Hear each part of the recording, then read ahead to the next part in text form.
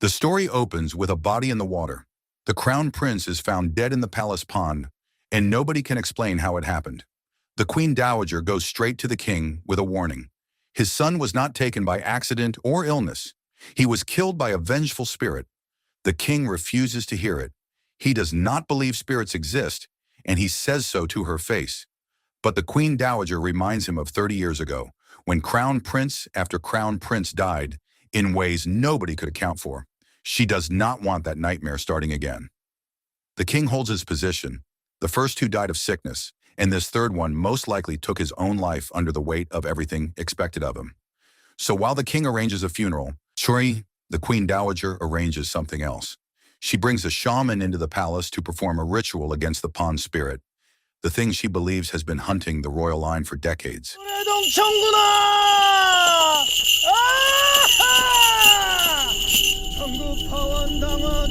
That very night, the king gets a visitor. The pond spirit comes to him in the dark and tells him the royal bloodline will be wiped out completely. He wakes up fighting and drives the presence out of his chamber. The relief lasts about 10 seconds because word arrives that his youngest son, Prince Yong'an, has suddenly collapsed. The king goes to see the boy and understands immediately. Something has taken hold of him, and it is trying to kill him. Now that he knows his bloodline really is under attack, the king goes looking for help and finds an old monk. The monk admits he is far too old to drive spirits away anymore, but he offers a name instead. There is a young man called Gu-chon who can see the dead. As a child, Gu-chon fell into a river and stayed under the water for 15 minutes. He died and came back, and ever since then he has been able to see what nobody else can. Gu-chon is brought before the king and refuses on the spot. Spirits do not torment people for no reason, he explains. They torment people who wrong them first. So as far as he is concerned, the king must have done something monstrous for a vengeful spirit to be tearing through his family like this. The king does not accept refusal. Gu-chon is dragged into the palace by force and taken straight to the pond. And that a vengeful spirit never stays in one place anyway. Except the spirit is not there. Gu-chon asks to search elsewhere, and while he wanders the grounds, he slips away from the guards. He does not get far. He is caught, hauled back, and told plainly that if he does not cooperate, he will be executed. That works. Gu-chon agrees to stay, and the king gives him a cover story. He will pose as a palace geomancer instead of a shaman. His journey into the palace has just begun. This is the East Palace. The next morning, the king calls in his daughter, Sang-gang, and assigns her to assist Gu-chon. In reality, she is there to watch him. When Gu-chon starts wandering with no clear direction, Sang-gang pushes him back toward the pond where the spirit supposedly lives. He tells her it left long before he ever arrived, and that a vengeful spirit never stays in one place anyway. Then he explains what actually fills this palace. There are nature spirits, formed out of accumulated malice, that attach themselves to a location and haunt it. And there are vengeful spirits, driven purely by hatred, which can only be removed by dissolving the hatred that holds them in this world. As he walks the grounds, Gu-chon sees plenty of both. Vengeful spirits still chained to their own resentment, and nature spirits grown fat on the ill will of everyone who has ever lived inside these walls. That night, Prince Yong'an takes a sharp turn for the worse, and Sang-gang tells Gu-chon to do something about it. So he goes to the pond and begins a ritual. His plan is to cross into the spirit world carrying a peach branch as a weapon, with Sang-gang holding a rope and her own bell as a backup in case he loses his way home. He gives her instructions, then lets himself sink into the water until he is at the edge of death. That is how he crosses over.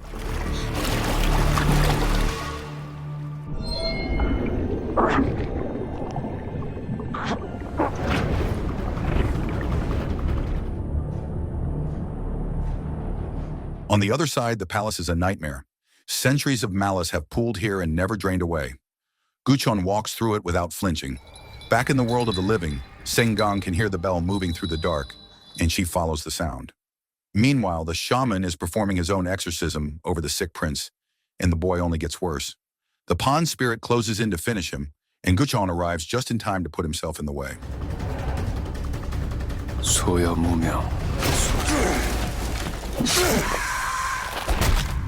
Following the instructions she was given, Sang-gang smears her own blood across her forehead to pull the spirit off him. It works. The pond spirit is drawn to her blood and comes charging at her. Sengang cannot see any of it.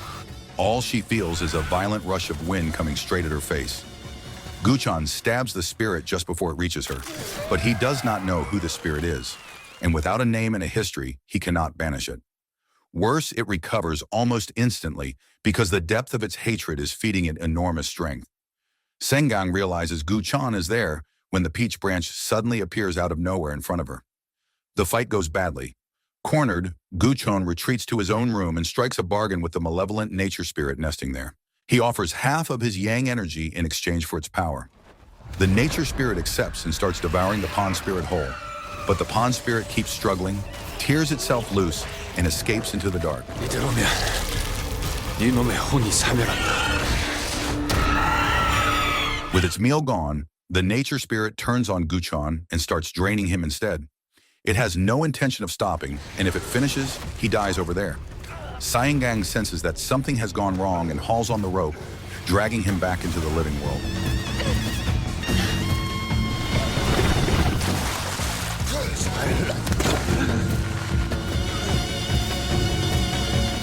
The next morning, she asks whether the spirit is gone. Gu-chon tells her he only chipped away at its strength, and it will almost certainly come back to kill the prince. Then he tells her he has worked out who she really is. She is the king's daughter, which is exactly why he wants her to show her blood to the pond spirit again. Because that spirit holds a grudge against every single one of the king's descendants without exception. Cornered on her own secret, Sengang decides to give him the rest of it. She was the discarded princess, thrown out of the palace 10 years ago. Recently, the king summoned her back and allowed her to stay for as long as Gu-chon's mission lasts. She asked Gu-chon to buy her time because she came back for one reason only. She intends to uncover the truth about her mother's death. Elsewhere in the palace, a young eunuch named Kim goes to the king with information about the third crown prince and the pond spirit. He hands over everything he knows. Then the king orders his most loyal servant to kill him.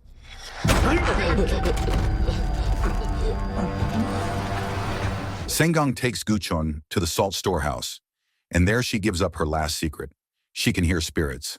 When she was small, the spirits in that storehouse whispered to her about the thing in the pond.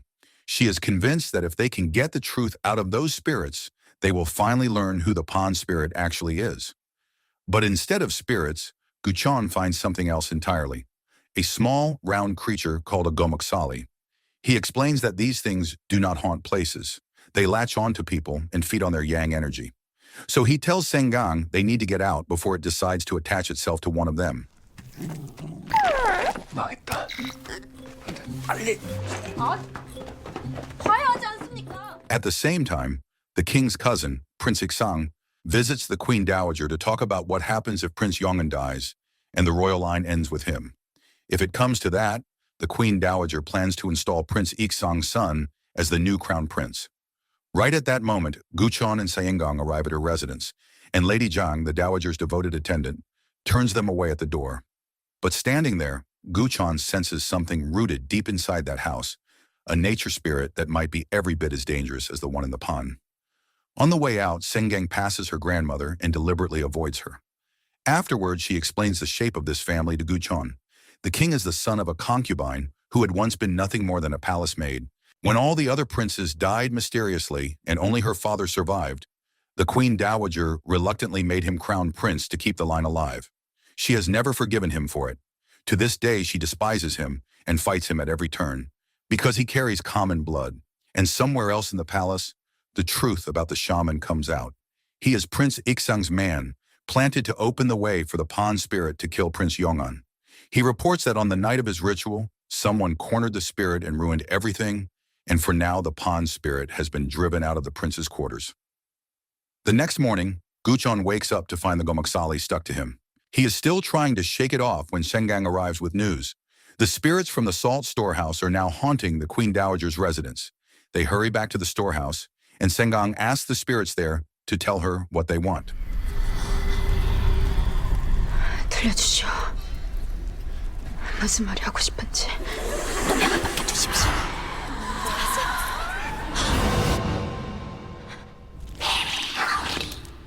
The story turns back to the past. A group of palace maids are locked inside a room by Lady Zhang. Their punishment came after a piece of writing was discovered, writing that implied, without ever saying it outright, that the Queen Dowager was responsible for the deaths of the crown princes. because that writing was found in the salt storehouse. The dowager assumed the maids had written it, and she punished them for it.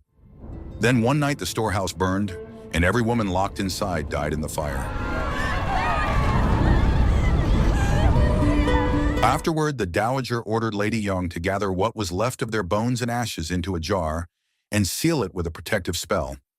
In the present, someone has broken that seal and smashed the jar, and the maids are loose. They have gone straight for the Queen Dowager. She is terrified, and she works out that the only other person who knew about that jar was the king. So she decides he must have unleashed them on her on purpose. She assumes he discovered her plan to put Prince Iksang's son on the throne, and that this is his answer, sending the ghosts of murdered maids to tear her apart. Realizing the Queen Dowager knows who the pawn spirit really is, Gu-chon and Sengang race to save her life. When they reach her residence, they find it pitch black, and every attendant collapsed unconscious. On the other side, Gu-chon finds the dowager surrounded by furious spirits. He knows these women did nothing wrong, but he has no choice except to fight them to keep her alive.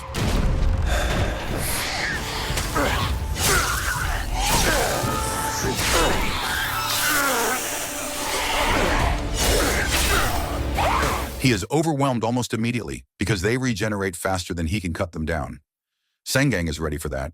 She has prepared water mixed with the remaining ashes of the dead maids, and she pours it out to remind them of who they used to be.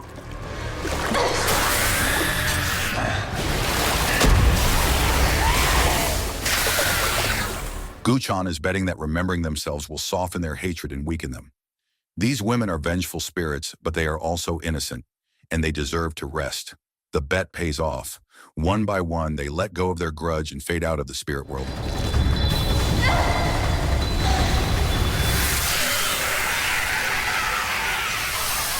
억울함을 잊고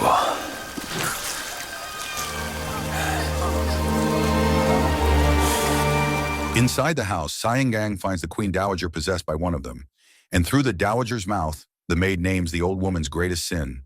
There was a favorite court lady of the previous king, and the Queen Dowager tortured her within an inch of her life. Before the end, that woman cursed the entire royal bloodline, swore she would wipe out every last descendant, and then drowned herself in the palace pond. The maids locked in the salt storehouse were the ones standing there when the curse was spoken. Sengang tries to get the woman's name, but Gu-chon has already sent the last spirit on, and the answer goes with her. He returns to his body, and something is badly wrong. He turns on Sengang when she tries to help him, and then he collapses.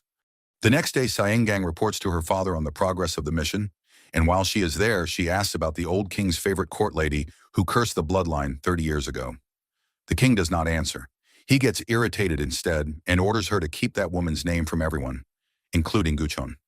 As far as he is concerned, the spirit can be driven out without knowing who it was, so his daughter should continue the mission and stop asking questions. Gu-chon recovers, though he is still weak.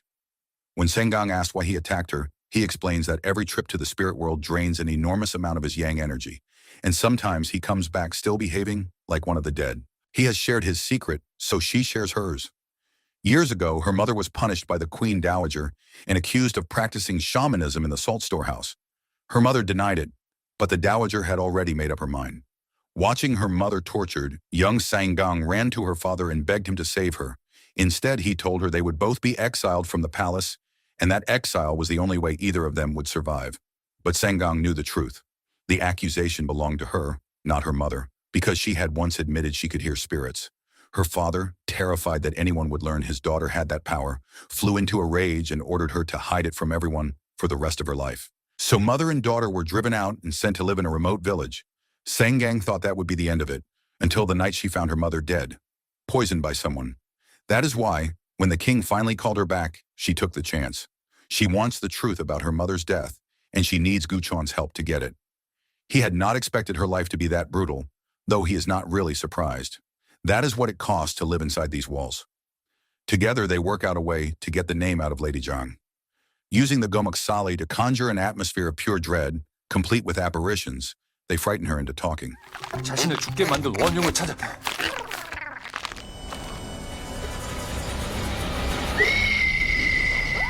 Lady Jiang tells them the favorite court lady was named Hongzhu, a palace servant. The king of that time fell in love with her beauty and made her his favored concubine, and eventually she became pregnant. But Hongzhu was also secretly involved with a royal guard named Choi. When the Queen Dowager found out, Choi was arrested and tortured. He denied everything until they searched his house and found proof. Soon after, Hongzhu was punished, and she chose to end her own life after cursing the royal line. It sounds complete, but something is off, especially once they learn that everyone who entered Choi's house after his death either fell ill or died mysteriously. With Choi as the only lead left, Gu-chon decides to go to that house in the spirit world. That night, Sangang is away visiting her grandmother, Sukbin, so he asks a young maid named Ji-yul to help with the ritual instead.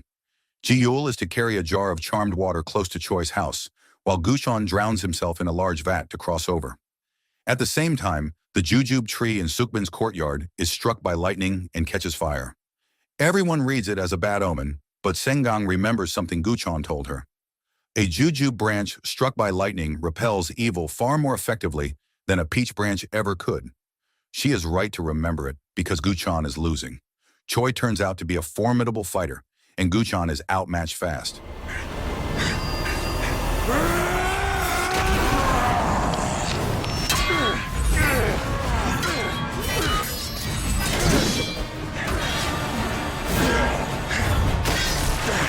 Sengang runs for Choi's house with the burnt branch, and at the moment Choi is about to finish him, she sends it across. On the other side, it becomes a sword. With a weapon that strong, Gu-chon turns the fight around and brings Choi down. 받으세요.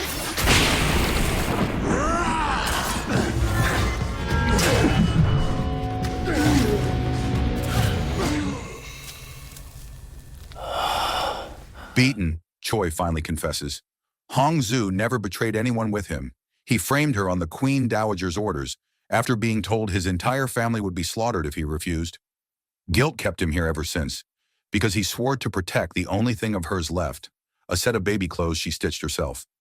He buried them under the large tree in his yard and has guarded that spot for 30 years. Sengang hears every word of it and goes to dig them up. And with his sins finally spoken out loud, Choi disappears and moves on. The next morning, she smashes the vat open, but Gu-chon's spirit has not come back. He drifted too far from his body, and now he is lost and no longer recognizes himself. Knowing he could die out there and turn into a vengeful spirit, Sengang crosses into the spirit world herself to bring him home. She finds him at a well, staring at an apparition of his own mother calling him closer. He misses her badly enough that he walks straight toward it and ignores Sengang completely. He has been carrying a terrible guilt for years, convinced he was the reason his mother died. Sengang tries to warn him that the woman is not his mother at all, that it is a nature spirit hunting his yang energy. The dead close in and hold her back, and then the gomaksali appears and swallows them. The tiny harmless creature transforms into something enormous and monstrous, and it goes straight for Gu-chon to save him. Instead, the two of them fall into the well. He is pulled out alive, but his spirit is still wandering, and it wanders back to the palace. There, everyone is celebrating the Queen Dowager's birthday. Every member of the royal family and every palace official is present, except Prince Yong'an, who is still bedridden. In his absence, the Dowager calls forward Prince Ixang's son, Prince In-ha, to present an offering to her. Then the wind turns. The king feels it before anyone else and understands that Gu-chon is coming for him because Gu-chon is a vengeful spirit now.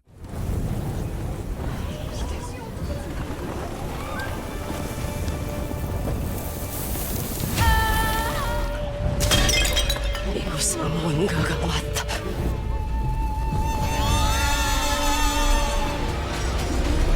너를 핍박하고 Sengang appears at the last possible second to stop him.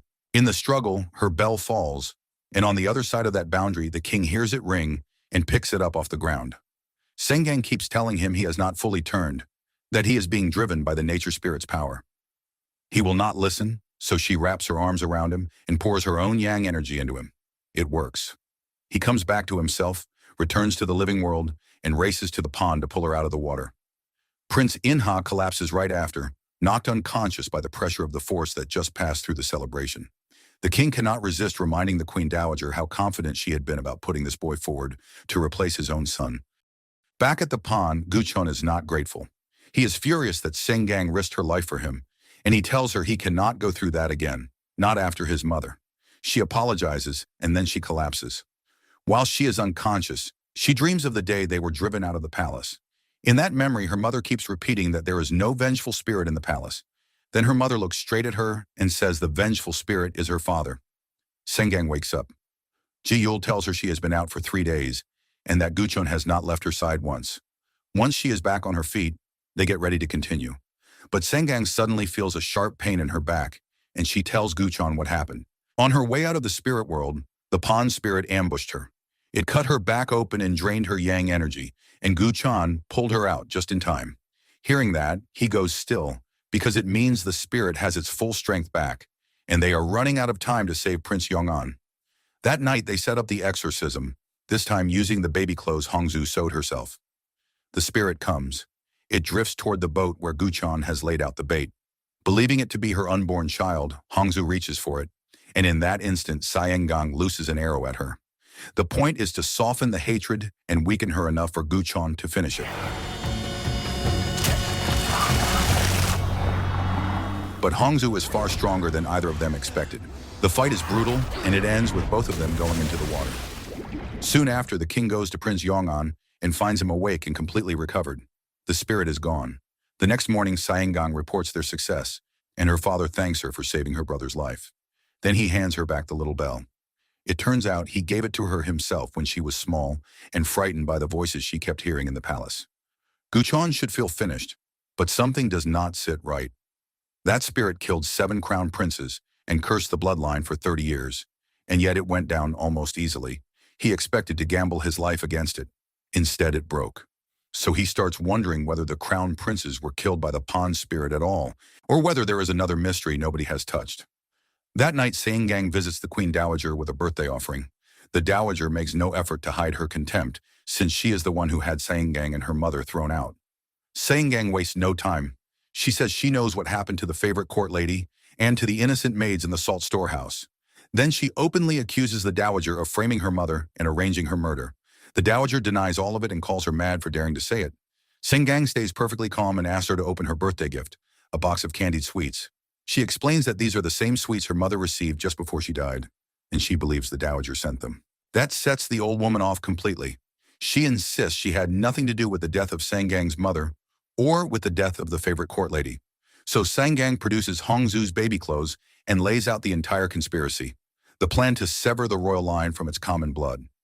The truth underneath it is that the Queen Dowager hated the late king because he humiliated her for being unable to give him a child, even though she came from a noble house.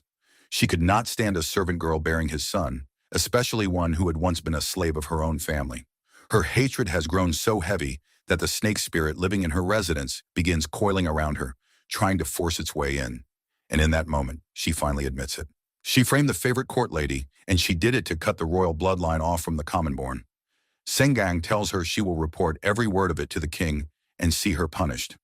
Somewhere else in the palace, Gu-chon is beaten half to death by the Dowager's men. He knows too much about what this family has buried, so she has decided he does not get to keep living. They shove him into a wooden chest and lock it. It is Hong, the king's loyal servant, who opens it. Gu-chon assumes the king sent those men. Hong tells him otherwise. They were the Queen Dowagers. He hands Gu-chon his payment and a pass that will let him walk out of the palace unchallenged. The next morning on his way out, Gu-chon finds the gomuksali about to be swallowed by the snake spirit from the Dowager's residence. He saves it and even gives it a little of his own yang energy, paying back the time it saved him in the spirit world. Meanwhile, Sengang goes to her father to ask about the thing that has been bothering both of them, how a spirit that powerful went down so easily. She asks whether the former crown princes truly died at the hands of the pawn spirit, or whether there is something else buried under all of this. The story goes back 30 years, to when the king was still the 5th prince, out hunting with his half-brothers. The first prince suddenly vomited blood, collapsed, and died. After that, they fell one by one, and the 5th prince watched his brothers die in front of him. Remembering it now, the king tells his daughter it was the pawn spirit's curse, an attempt to end the royal line. Sengang is not convinced. As soon as he leaves, she starts hearing the whispers again, spirits trying to tell her the truth. They grow so loud and so insistent that she cannot stand it, and she walks away. That is when she finds Gu-chon, who never actually left. He tells her the spirit cursing Prince Yong'an and killing the king's descendants right now is not Hongzhu. It is her own half-brother, the 3rd crown prince, and his hatred is aimed squarely at his father. At that exact moment, the crown prince, fully restored, goes after his youngest brother, who is out hunting with their father. With nothing to shield him, Prince Yong'an dies in the king's arms. Sengang tells Gu-chon to run, because with Yong'an dead, he will be blamed for failing, and the king will kill him. Gu-chon refuses. The crown prince is targeting every one of the king's descendants without exception, and that includes her. He will not let the person who saved his life die, so he stays. Since he will not leave, Sengang agrees to hide him inside a narrow wooden cabinet. What he actually intends to do in there is perform the vilest curse ritual there is, one that will turn him into a vengeful spirit without requiring him to hate anyone at all. He knows he cannot beat the crown prince as an ordinary spirit, so he is going to meet him on equal footing. The risk is absolute. He could become a vengeful spirit permanently and never be human again. Sengang goes to the king to beg for Gu-chon's life, and she tells him the truth about who the pawn spirit really is. The king explodes. She has just accused him of being behind the deaths of the crown princes. He turns on her and warns her that if she keeps helping Gu-chon dig, she will die exactly the way her mother did. Locked in that cabinet for days with no food and no water, Gu-chon starts to fade, and he can feel the crown prince's hatred spreading through the whole palace. When Sukbin comes to see him, he tells her who the pawn spirit truly is, and asks her to bring him something that belonged to the dead crown prince. Around the same time, the king is in council when the crown prince's spirit bears down on him and tries to hurt him. He holds out and shakes it off, and he decides he is going to destroy the thing that took his youngest son. The next day, the king takes Sengang into the mountains, where crowds have fled a plague that is spreading fast. The physician treating them has never seen these symptoms and cannot find a cure. Since so many people believe spirits are behind it, they have started cutting down peach trees and boiling the branches to drink. Back at the palace, Sukbin brings Gu-chon a set of old poems the crown prince once wrote for her. Gu-chon copies those poems out in his own blood and asks her to send the maids to seal the crown prince's residence with the pages. It works. In the spirit world, the crown prince cannot get out of his own quarters, but the shaman has been given orders to remove Gu-chon. He sneaks into Gu-chon's room, takes several of his personal belongings, and uses them to find where he is hiding. That night, the king is told they have located him, and he immediately orders his death. Gu-chon is dragged out of the cabinet in the middle of the ritual, and with the ritual broken, the crown prince is loose again and starts terrorizing the palace. As they move to kill him, Gu-chon tells them the king is about to die. Hong runs for the royal chambers and finds the king already collapsed and vomiting blood.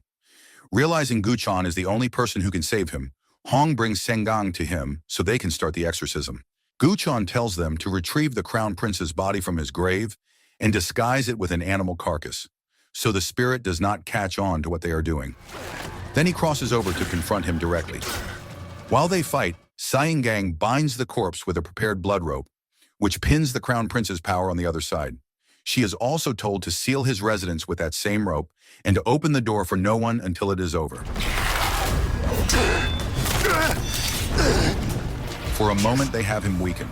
Then the shaman's deity appears and attacks Gu-chon.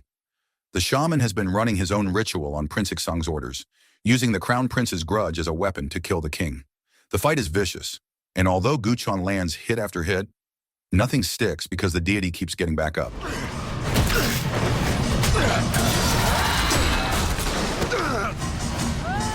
Meanwhile, the shaman keeps working, and this time he manages to wound Gu-chon in the spirit world using a cursed doll he prepared.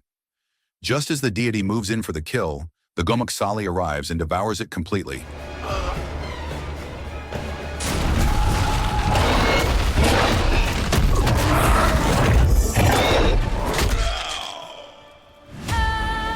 And Sengang, standing guard over the corpse, hears Ji-yul's voice telling her Gu-chon is in danger. She opens the door. What she finds is the crown prince. He tells her he was poisoned and killed by their own father because he had learned the king's secret. And since she now knows it too, he intends to kill her as well. Soon after that, the king regains consciousness.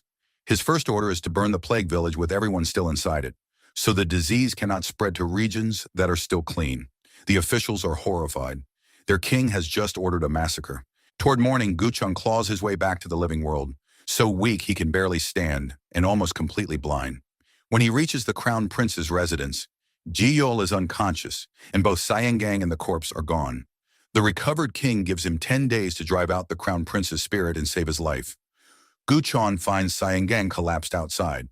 When she comes around, he tells her the crown prince possessed her and used her to hide his own body.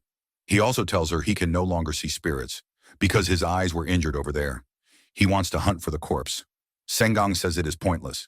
The crown prince was killed by the king, and now that the two of them know it, the king will never let them live. So she decides she will offer her own body for the crown prince to possess. Gu-chon forbids it because the crown prince has become something far too dangerous, and he gives her a protective amulet instead. What they need, he says, is the shaman who sent that deity after him. Sengang remembers immediately that the queen dowager summoned a shaman into the palace to cure Prince Yong'an. But when she goes to confront the dowager about him, what she gets instead is the news of the massacre. It shatters her. From Prince Ixang, she also learns that the king has named Prince Inha the new crown prince.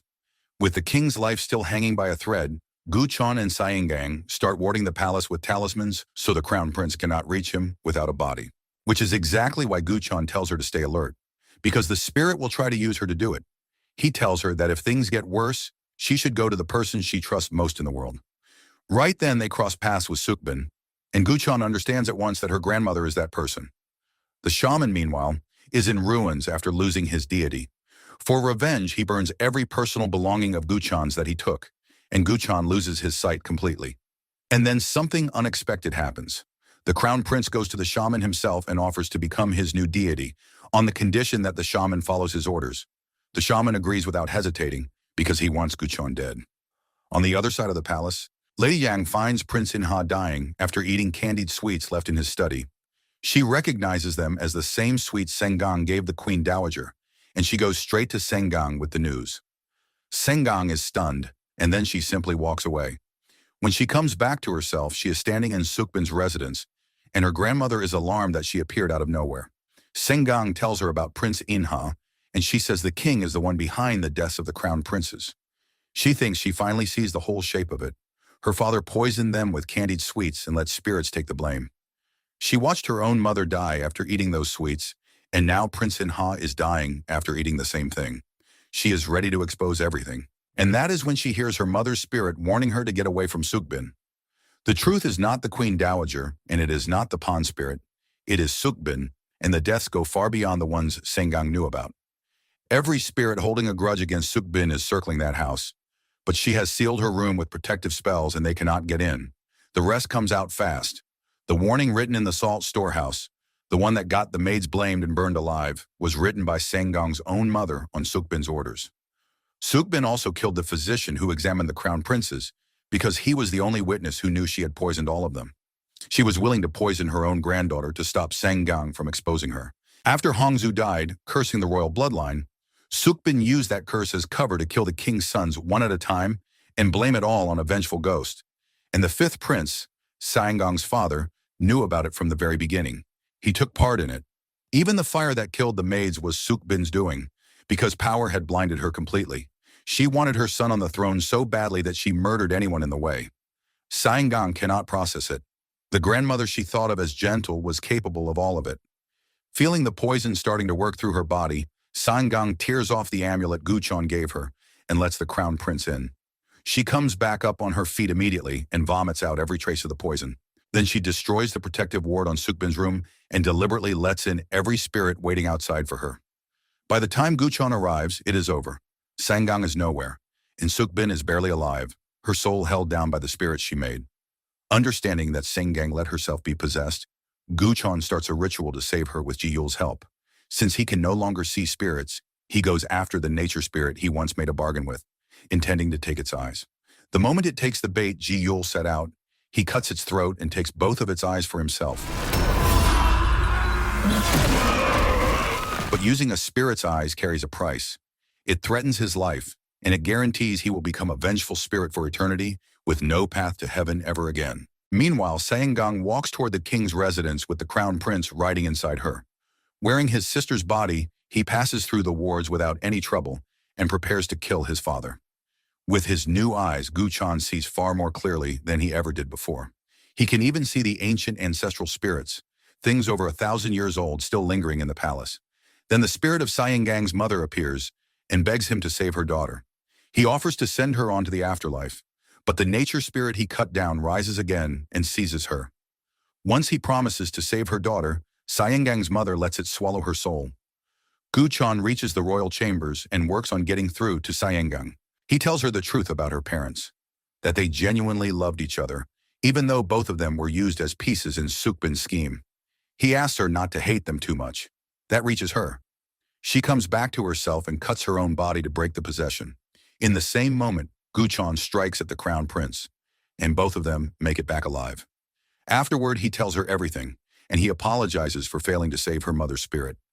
It devastates her, because all she ever wanted was for her mother to finally rest in peace.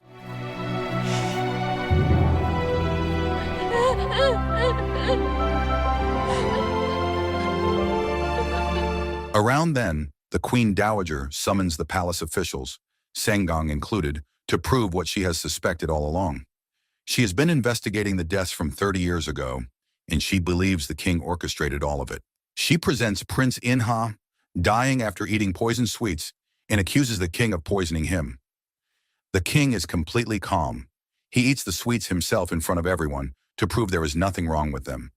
Then he orders Prince In-ha carried out of the palace to prove the boy's condition has nothing to do with poison. He is right. The instant Prince In-ha is outside the palace walls, he recovers, and he is well enough to tell the Queen Dowager that a vengeful spirit had been haunting him ever since he was placed in the line of succession. Vindicated, the king turns on the Dowager and blames her for Hongzhu's death, the death that started this entire nightmare in the first place. His punishment is exile from the palace for the rest of her life. Afterwards, Syengang confronts him because she knows. She wants to understand why her father murdered his own sons, and she demands an explanation. He gives her nothing. That night, the king falls ill, and Hong assumes it is the plague and moves to fetch a physician. The king stops him and sends for Gu-chon instead. When Gu-chon arrives, he can see the spirits of the plague victims who were slaughtered by royal soldiers on the king's orders. He explains that by rights, those spirits should be haunting the soldiers who killed them, and instead they came straight for the man who gave the order, almost as if something guided them here. His conclusion is that the crown prince led them to their father. The situation is critical, so Gu-chon begins a ritual to protect the king's life. While Syengang is pasting talismans around the chamber, she hears the spirit of the eunuch Kim trying to tell her the truth. The king orders her not to listen. She refuses to stop, and finally he gives it to her himself.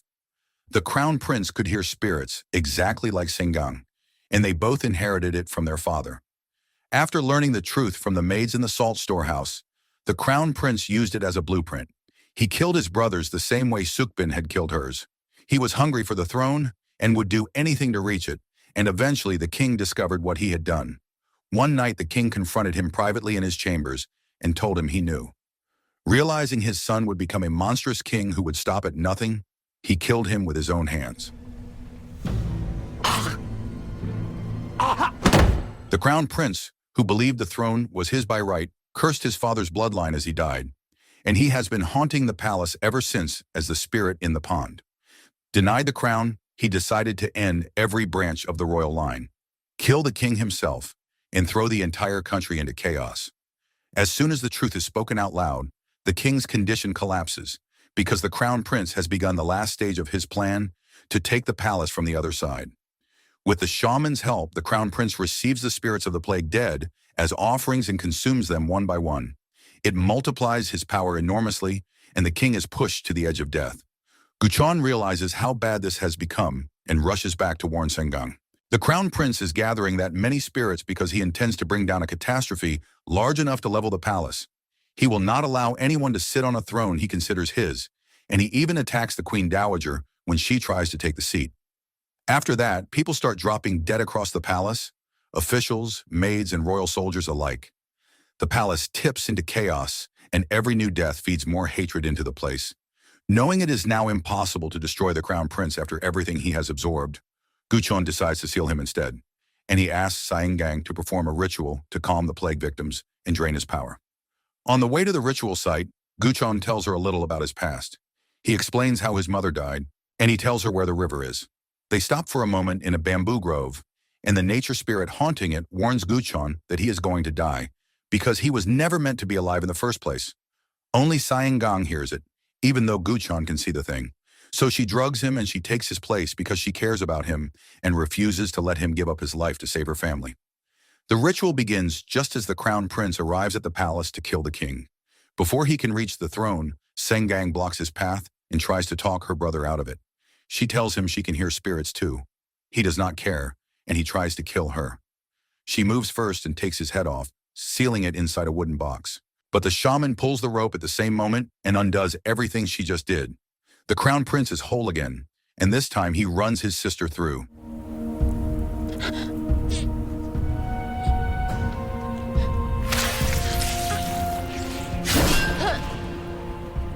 Feeling her dying, he starts absorbing her soul to make himself stronger. Gu-chon wakes up. His body is still too weak to cross the usual way, so he takes another route into the spirit world to reach her. He goes to the ancient ancestral spirits and makes a bargain with them, and they accept because they hand him a sword carrying the full weight of their power. He confronts the crown prince, and now the fight is even. But the crown prince will not allow anyone to stand in his way, and he counterattacks relentlessly. Gu-chon is overwhelmed when the plague spirits swarm him from every direction.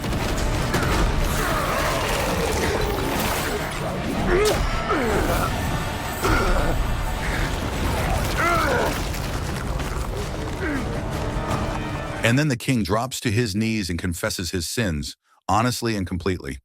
He admits he ordered those people slaughtered, and he says he will accept any consequence they want, including his own life if that is what they demand. As it turns out, they do not hate him, not once he has sworn to protect the families they left behind.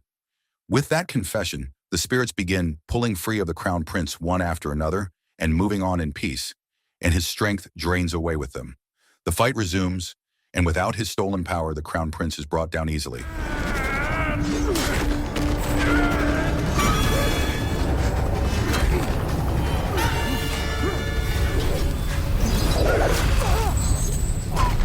He still rises anyway, still confident, and he curses the entire country, because if he cannot inherit the throne, then nobody will rule anything at all.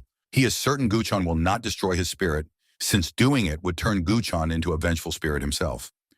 Gu-chon tells him he accepted that the moment he made the bargain with the ancient spirits. He does not care what he becomes. As long as the crown prince is gone and the curse ends with him, he destroys him. Then he goes to Sangong and saves her life. She returns to the living world, realizes what he did for her, and rushes to him. But Gu-chon is already dying, and he intends to keep his side of the bargain. Sometime later, the palace returns to normal, and the plague is brought under control. Suk-bin leaves the palace. The queen dowager loses her mind and is confined to her residence. Prince Ik-sang kills the shaman for failing him, and Gu-chon lies in a coma for days. But Sayengang notices the Gomuksali is still attached to him, and that convinces her he is still alive in there. She refuses to give up. She travels to the river where Gu-chon's mother drowned, hoping his spirit went there. She tells him she cares about him and never wanted him to lose his life because of her. She is on the verge of giving up when she hears a bell ring, and the river surface ripples as if he is answering.